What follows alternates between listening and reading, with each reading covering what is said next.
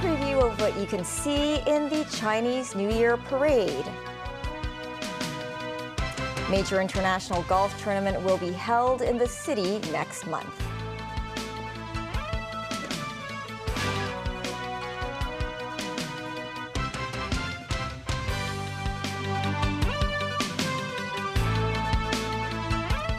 Hello and welcome to TVB News. Chief Executive John Lee visited the traditional village of Lamson in Taipo today and threw his fortune card onto the famous wishing tree.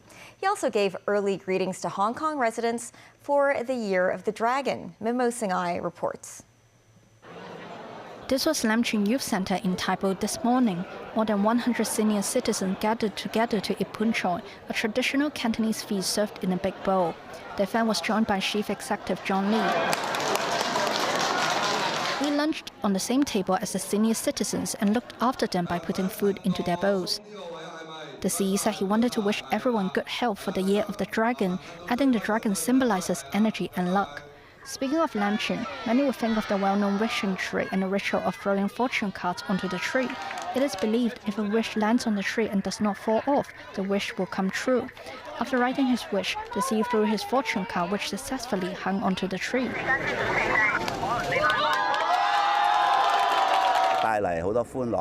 Speaking to the press, Lee introduced the Lam Tsuen Wishing Night Bazaar, an event which will run between today and next Tuesday, organized by the government as part of the Day and Night Vibes campaign. A highlight of the night market is that residents can throw glowing oranges onto the wishing tree. Visitors can also try out locally produced dairy products from a city university farm. Farm staff said they hope a kind of neighborhood connection can be made between the products and Lam Tsuen. 20,000 of 30,000 people are expected to visit the 7-day night market. Mims 9, TVB News.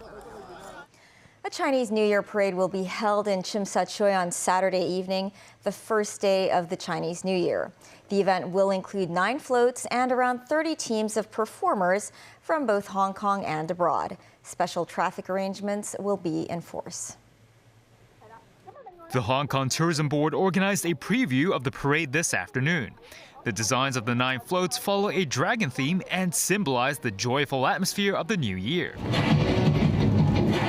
Besides 13 local teams of performers, the program will be joined by 16 teams coming from places ranging from Tibet to Australia and the US. The event sets the record for the number of teams participating. The parade begins at the Hong Kong Cultural Center on the evening of the first day of the Lunar New Year and will pass through Canton Road, Haiphong Road, and Nathan Road before ending at Sheraton Hotel. During the Chinese New Year period, there will be special traffic arrangements. Several areas in Tsim Sha Tsui and Central will be cordoned off owing to the parade on Saturday and fireworks performance on the 11th. Measures will also affect private cars traveling across the border at the Shenzhen Bay Port and Lok Ma Chau control point. This as the police and the transport department discuss providing temporary cross-border bus services at the J1 and J2 exits of West Kowloon Station on Saturday. Timothy Lee, TVB News. The LIV golf tournament will be held at the Fanling Golf Course between the 8th and 10th of next month, and is set to attract spectators from more than 20 countries to the city. The government will lease the reclaimed part of the golf course to the Hong Kong Golf Club to facilitate the tournament. It is estimated more than 10,000 people will visit during the event. Additions or remodeling work on the premises will be made by the Hong Kong Golf Club according to the demands and needs of the event organizer. The SAR marks the 3rd stop of the tour this season and a first for Hong Kong.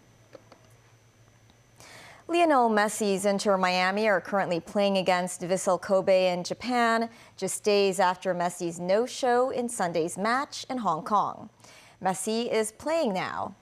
Messi, who said his absence from the SAR game was due to inflammation in the adductor, started as a substitute in the match. As of now, the Consumer Council received at least 830 complaints involving over $5.5 million related to the Argentine footballer's failure to play in Sunday's match. Timothy Lee tells us more. The match between Lionel Messi's Inter Miami and Japanese team Vissel Kobe is underway in Japan. Yesterday, Messi was all smiles when he embraced former Barcelona teammate Andres Iniesta. Messi started as a substitute in the Japanese game, while Luis Suarez, Jordi Alba, and Sergio Busquets started the match. Meanwhile, many people in Hong Kong are still outraged by Messi's no-show for Sunday's game at the Hong Kong Stadium. Responding to an inquiry by TVB News, Inter Miami said Messi wanted to play and understood the disappointment SAR residents must feel. The American club also issued an apology. The team said the two-star footballers were listed as substitute players and that it was only decided in the last moment that they could not play, stressing that they must prioritize the health of their players. Inter Miami said they will gladly return to the SAR in the future if the club is still welcomed. But some sports specialists found Messi's injury being a reason for his no-show hard to believe. Patrick Lau from Hong Kong Baptist University's Department of Sport, Physical Education and Health said he is skeptical that the Argentine could not perform simple moves on the pitch because of his injuries. This as lawmaker Michael Tian called Messi's actions in the city insulting after Messi appeared to apologize while in Japan but not in Hong Kong. He could have said all that in Hong Kong. Instead, he chose to do so in Japan. The reason he gave was that he has a muscle pain in the thigh. That can explain that he can play in Hong Kong. But he was not present on the field, carried in on a stretcher and carried out on a stretcher. He walked in. If you are able to walk, you should be able to stand up and receive a trophy, and you should be able to hold a mic and move your lips and say something. So that, to me, he is adding insult to injury. Tian also offered some suggestions for handling a similar situation in the future. The contract that government will sign with the organizer is that all the gate receipts will be held in a deposit through some intermediary. The minute he finished 45 minutes of play during that game, in total, that money is released to the organizer and the team. If he played 1 minute less, right, all the money goes back to the people who pay for the tickets. Timothy Lee, TVB News. In the U.S., an appeals court in Washington ruled former President Donald Trump can stand trial after being accused of unlawfully trying to overturn the 2020 election. This after the court denied Trump's claim that he is immune from prosecution. This report from NBC. Former President Donald Trump today dubbed Citizen Trump by a 3-judge panel in Washington, ruling Mr. Trump is not immune from prosecution. The court saying we cannot accept that the office of the presidency places its former occupants above the law for all time thereafter. The Trump campaign saying he'll appeal the decision. Trump himself bemoaning the ruling, saying a president of the United States must have full immunity in order to properly function and do what has to be done for the good of our country. Special counsel Jack Smith charged Mr. Trump last summer for his efforts to reverse the 2020 election results and stop the peaceful transfer of power. We will never give up. We will never concede. Mr. Trump's legal team has been trying to get the charges tossed out for months, arguing he should be completely immune from prosecution for any acts he took as president. The court today unpersuaded, saying we cannot accept former President Trump's claim that a president has unbounded authority to commit crimes that would neutralize the most fundamental check on executive power, the recognition and implementation of election results. The Trump campaign capitalizing on the court's decision today with a fundraising plea, as the Republican frontrunner frequently uses his legal setbacks as fuel for his latest White House bid. If you have a president that doesn't have immunity, he's never going to be free to do anything because the opposing party will always indict him as soon as he leaves the White House. With today's ruling, Mr. Trump's only hope at avoiding trial is for the Supreme Court to find he is immune, which would have major implications in the other legal cases he faces as well. Still ahead, investigation finds shocking error after a Boeing plane's door blew off. Britain's Prince Harry meets King Charles after the King's cancer diagnosis. Hong Kong's General Chamber of Commerce thinks the time is right to legislate for Article 23.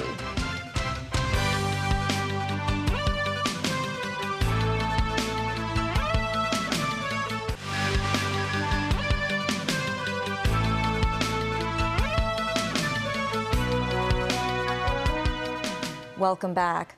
In the U.S., aviation investigators say they have found the cause of last month's Alaska Airlines incident in which a door panel blew off soon after takeoff, forcing the aircraft into an emergency landing. The National Transportation Safety Board said bolts that helped secure the panel to the frame of the Boeing 737 MAX 9 were missing. Without the bolts, nothing prevented the panel from sliding upward and detaching from stop pads that secured it to the airframe. The incident has added to questions about manufacturing quality at Boeing that started with the deadly crashes of two MAX 8 jets in 2018 and 2019, killing 346 people. Speaking before the U.S. House Transportation Committee, the head of the Federal Aviation Administration said Boeing will be held accountable for any violations of safety regulations. We've begun an audit of Boeing's production and quality control practices, and we've informed Boeing that the FAA will not grant any production expansion of the MAX until we're satisfied the quality control issues uncovered during this process are resolved. Boeing employees are encouraged to use our FAA hotline to report any safety concerns. There has been a landmark ruling concerning gun violence in the U.S. The mother of a son who carried out a murderous mass shooting has been found guilty of manslaughter for failing to stop him. Jennifer Crumbly could spend the rest of her life behind bars in a decision which could have implications for cases elsewhere in America. Her son Ethan Crumbly, now 17, is already serving a life sentence for murdering 4 classmates at a school in Michigan in 2021. The verdict was delivered live on television. On count 1 of involuntary manslaughter as to Madison Baldwin, we find the defendant guilty of involuntary manslaughter. Crumbly, 45, showed little emotion as the other 3 guilty verdicts followed at the court in Michigan. Prosecutors and the families of children killed say justice was done after Crumbly bought the gun for her son days before the shooting. Sentencing will take place later. Each count carries a possible 15 years in prison. Her husband and Ethan's father, James, faces a similar trial in March and has pleaded not guilty. Palestinian group Hamas has responded to the latest truce proposal put forward by mediators Qatar, Egypt, and the United States. U.S. Secretary of State Antony Blinken is today in Israel, trying to complete the deal to end 4 months of fighting that has claimed more than 27,000 lives in Gaza and 1,200 in Israel. Obstacles remain, with Hamas demanding Israel end its offensive as Israel wants absolute victory in Gaza. Nazvi Karim has more. U.S. Secretary of State Antony Blinken arriving in Israel after whirlwind visits to Saudi Arabia, Egypt and Qatar. While in Doha, Qatar Prime Minister Sheikh Mohammed bin Abdulrahman announced that Hamas had responded in a generally positive way to their latest truce proposal. Without offering details, Blinken said he would discuss the response with Israeli leaders. Together with Qatar and Egypt, we put forward, as you know, a serious proposal that was aimed at not simply repeating the previous agreement, but expanding it. As the Prime Minister just said, Hamas responded tonight. We're reviewing that response now. There's still a lot of work to be done, but we continue to believe that an agreement is possible and indeed essential. And we will continue to work relentlessly to achieve it. According to reports, the deal calls for a ceasefire for at least 40 days and the release of more than 100 hostages still held by Hamas. Hamas said in a statement it responded in a positive spirit, but wants a comprehensive and complete ceasefire. In Washington, U.S. President Joe Biden was equally reluctant to give much away. There's been a response from the opposition, but yes, I'm sorry, from Hamas. But it seems to be a little over the top. Meanwhile, in Rafah, the last refuge for Palestinians after being told to evacuate other places, paramedics say 4 people were killed in a raid on a house by Israeli forces. In nearby Khan Yunis, residents say an Israeli strike on an apartment building killed a couple and 4 of their 5 children. Israel's military released footage of what it said was a strike on a suspected Hezbollah observation post in Britain's Prince Harry flew from Los Angeles to be with his father, King Charles, after learning Charles has cancer. King Charles was briefly seen in public for the first time since it was announced he is receiving treatment for cancer. Along with his wife, Queen Camilla, they drove into Buckingham Palace, returning from a meeting with Prince Harry. Charles's second son has been estranged from the royal family, living in California with his wife Meghan, the Duchess of Sussex.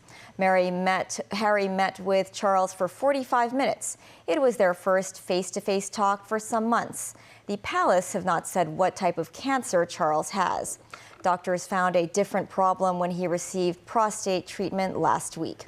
Later, the King and Queen left Buckingham Palace by helicopter on their way to Sandringham after seeing Harry, whose autobiography Spare, released last year, upset many in the royal family. There are some very, very deep hurts that he has inflicted on the family and that Meghan has, and some, some wounding, extremely wounding words. King Charles is by nature, he wants to heal not only the world, but I think his impulse would be to try and heal the family. The European Union has shelved green anti-pesticides proposals in a concession to farmers after weeks of protests. That's a U-turn in a major green policy. It is not certain this will be enough to appease all farmers who say they are struggling to make a living. David Garrett reports.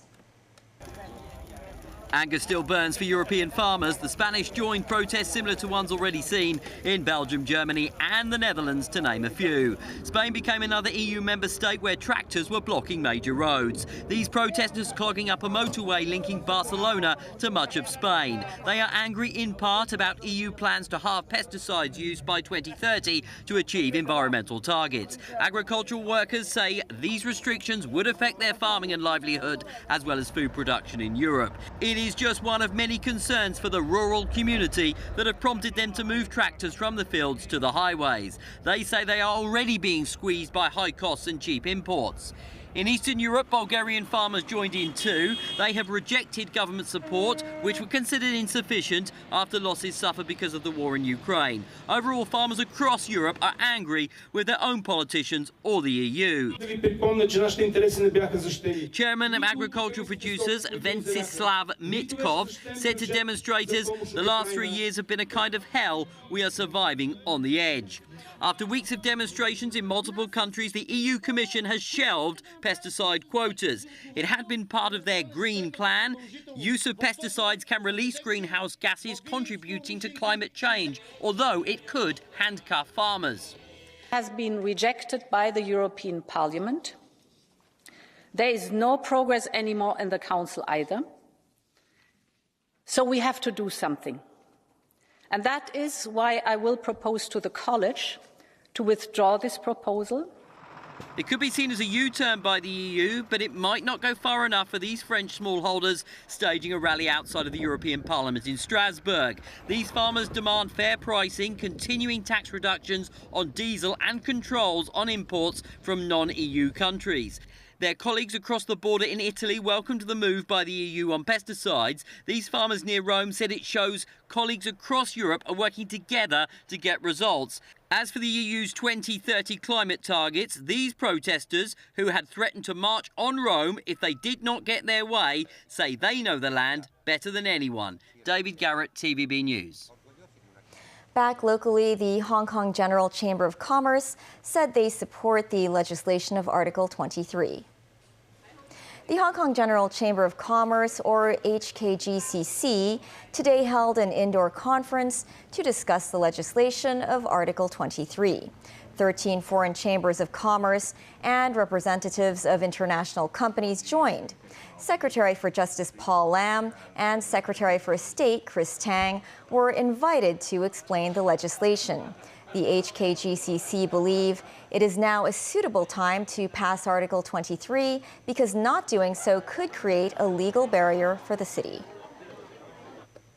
This is the 25th day of the national security trial of former media tycoon Jimmy Lai.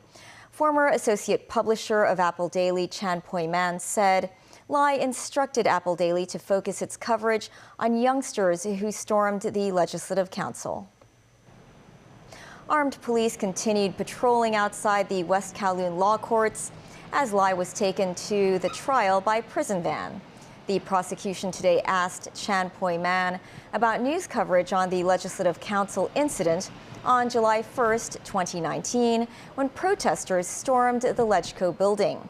Chan said Lai wanted Apple Daily to focus on reporting the sentiment of youngsters who went inside LegCo. Chan added Lai had hoped the public would understand and support the behavior of those youngsters if more news coverage was made on the sentiment aspect. That is the news. Thanks for watching. Bye for now.